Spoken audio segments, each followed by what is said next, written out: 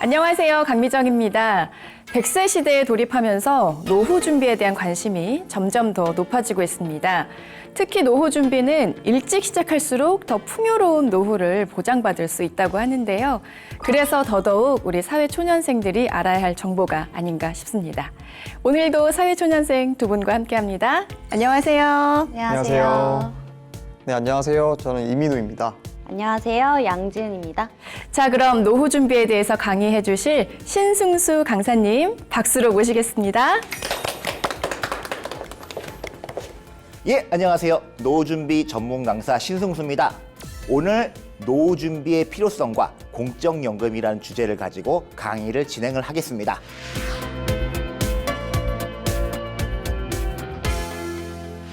자, 시작을 하기 전에 우리 사회 초년생 분들에게 노후 준비라고 하는 거 어떤 이미지로 비춰질지 궁금합니다.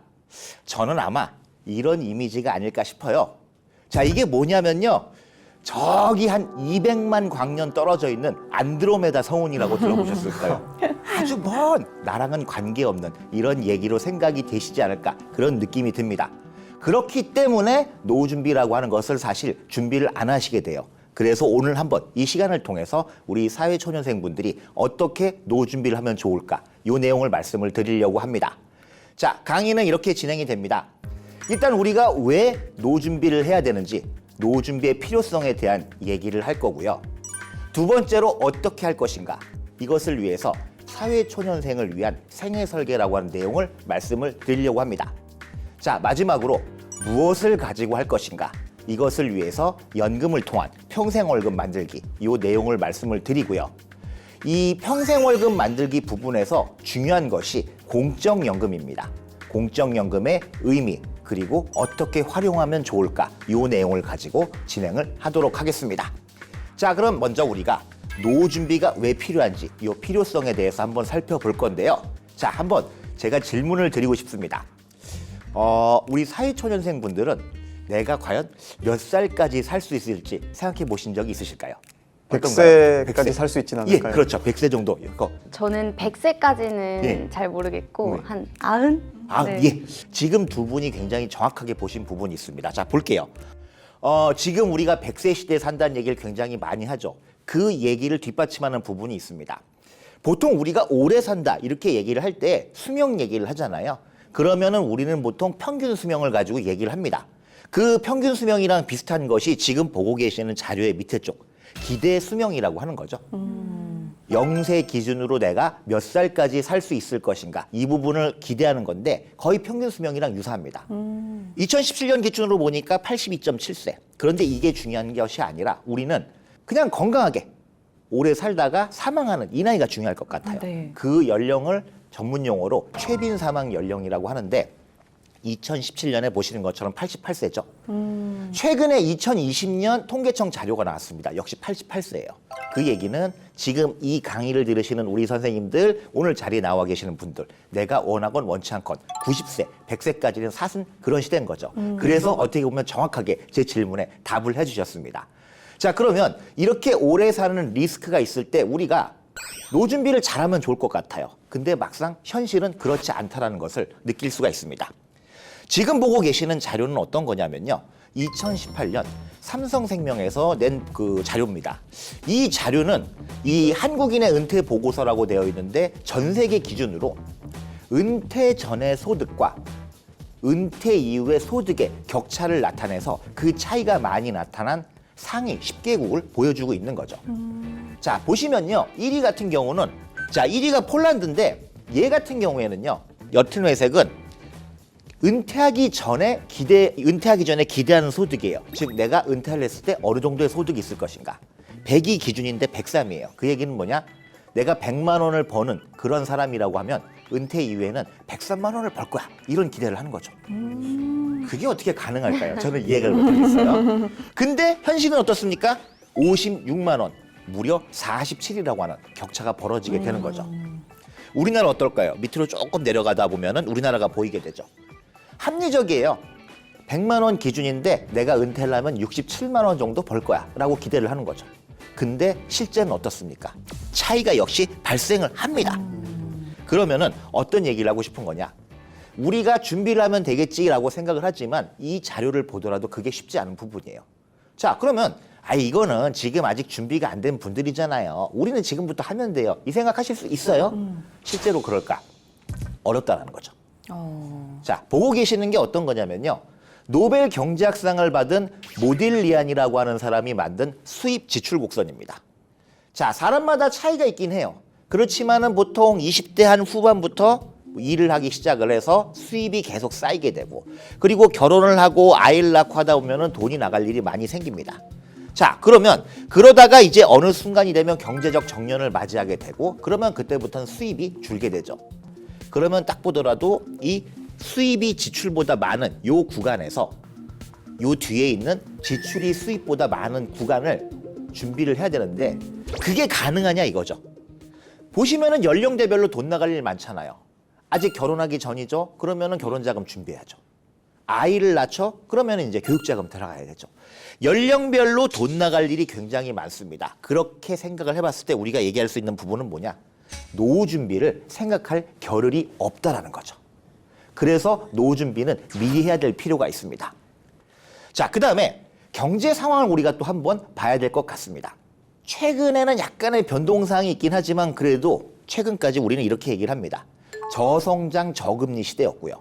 그러면서 지금 보신 것처럼 그 오래 사는 고령화 그리고 고부담, 세금이라든가 지출이 굉장히 많아지고 있죠. 그러면 이러한 상황에서 우리가 뭔가 좀 돌파구를 찾으려고 애를 쓰게 됩니다. 뭐 투자를 할 수도 있겠고 여러 가지를 생각할 수 있는데 이게 쉽지가 않아요. 내가 원하는 것을 이루면 참 좋은데 그것이 어려운 상황. 여기서 우리가 어떤 선택을 해야 될까 굉장히 고민이 되는 부분이 있는 거죠. 예전처럼 그냥 저축만 하면은 편할 텐데 그러기는 좀 어려운 시대인 거죠. 자, 그리고 우리를 괴롭히는 이 코로나라고 하는 것이 또 문제가 됩니다. 문제는 이거죠. 코로나가 사실 언제 끝날지 모르겠어요. 계속해서 무슨 변이가 생기고 이렇습니다. 그러면 문제가 뭐냐? 우리가 앞으로 맞이하게 되는 그 사회가 있겠죠? 코로나가 어쨌든 끝날 거예요. 그러면 우리가 만나게 되는 그 사회가 2019년에 우리가 알던 그 사회냐? 아니라는 거죠. 이미 우리가 사는 세상은 바뀌었습니다. 어떻게 바뀌었는지는 잘 모를 수 있어요. 그러나 중요한 것은 앞으로 우리가 맞이하는 미래는 굉장히 예측하기가 힘들고 알 수 없는 방향으로 가는 것은 확실할 겁니다. 그러면 여기서 우리가 말씀드리고 싶은 것은 뭐냐? 이 상황에 맞게 뭔가 예측 가능하고 확실하게 갈 수 있는 준비가 필요한 것 같습니다. 특히 사회초년생 분들일수록 더욱더 그런 것들이 필요하지 않을까 이 말씀을 드리고 싶습니다.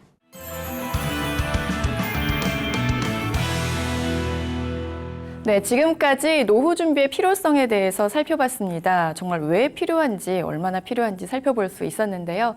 들으면서 궁금한 점 있었을까요? 네, 그 평균 수명보다 더 빨리 사망할 수도 있잖아요. 네. 근데 꼭 오래 사는 것을 가장하고 노후 준비를 해야 할까요? 예, 맞습니다. 사실 그렇게 생각하실 수 있어요. 우리가 몇 살까지 살 수 있을지 알 수가 없으니까. 그런데 아까 말씀드린 것처럼 최빈 사망 연령이라고 하는 게 그만큼 확률이 높다라는 얘기죠.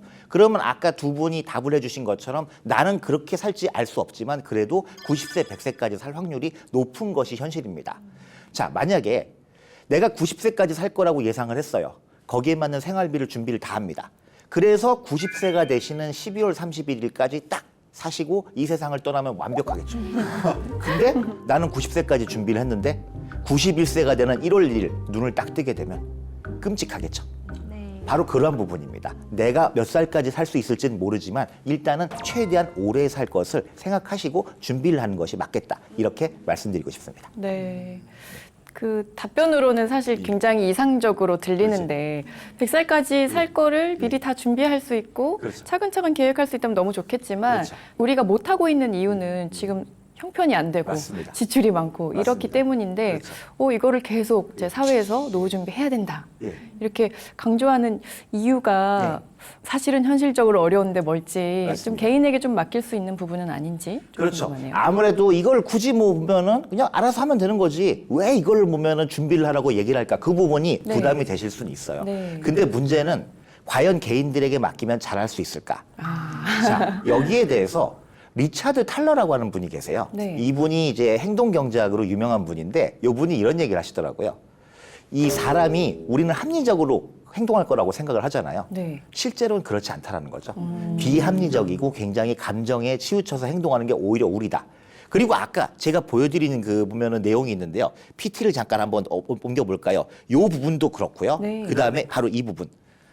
우리가 맡겨가지고 그냥 그대로 할 수 있으면 너무 좋을 것 같습니다. 근데 아까 우리가 모딜리아네의 이 수입 지출 곡선에도 보신 것처럼 쓸 일이 많죠. 돈 쓸 일은 많은데 이 노후 준비를 그냥 맡기게 되면 하기가 사실 힘들어요. 네. 그렇기 때문에 미리미리 준비하라고 말씀을 드리지 않을 수가 없는 것이 인간은 합리적이지 않기 때문에 네. 그렇다고 말씀을 드리고 싶습니다. 네. 그리고 네. 또 지금 저금리 시대이기도 그렇죠. 하고 이렇게 개인에게 맡기면 조금 네. 힘들겠다고 하겠지만 그렇죠. 그래도 투자를 하는 게 좀 더 예. 중요하지 않을까요? 맞습니다.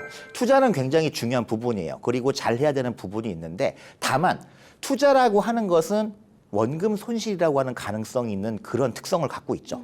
그렇기 때문에 신중하게 선택을 하셔야 되고요. 두 번째는 자, 투자를 해서 어느 정도의 내가 이득을 보려면은 종잣돈이 좀 많아야 됩니다. 처음에 투입되는 돈이 많아야 되죠. 예를 들어 볼게요. 100만 원을 가지고 2배의 수익을 냈습니다. 네. 엄청 잘한 거죠. 네. 이 정도 수익 낼 정도면 거의 도사예요, 도사인데 문제는 100만 원에서 200만 원이 되면 내 인생에 어떤 큰 의미가 있는 변화가 있을까요? 그렇지는 않겠죠. 그냥 기분 좋은 거예요. 네. 옷 살 수 있겠고 그냥 음식 살 수 있는 거. 사회초년생 분들에게 중요한 부분은 일단은 종잣돈을 모으시는 거예요.